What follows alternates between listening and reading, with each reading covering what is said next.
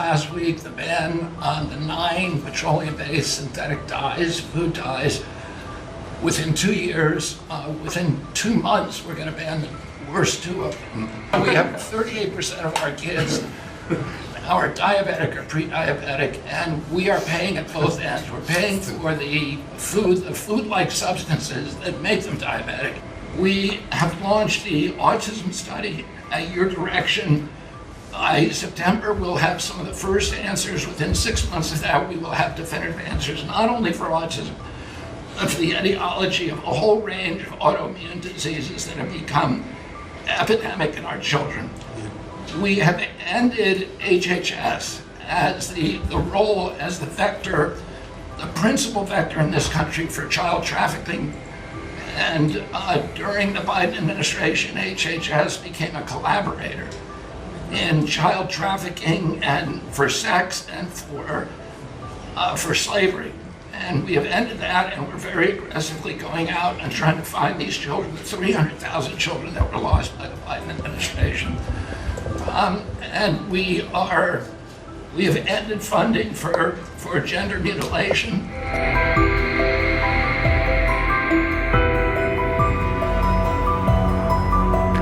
Robert F. Kennedy Jr. has reiterated his claim linking the U.S. government to child sex trafficking, referencing an allegation originally promoted by Donald Trump that over 300,000 migrant children went missing during President Joe Biden's administration.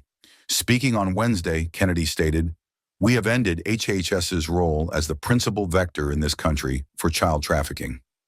He went on to accuse the Department of Health and Human Services, HHS, of complicity, saying during the Biden administration, HHS became a collaborator in child trafficking for sex and for slavery, and we have ended that.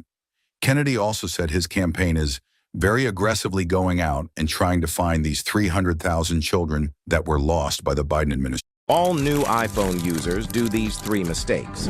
Number 1 is deleting photos manually. Over the past 100 days, we are already making America healthy again. We announced last week the ban on the 9 petroleum-based synthetic dyes, food dyes. Within 2 years, within 2 months, we're going to ban the worst 2 of them.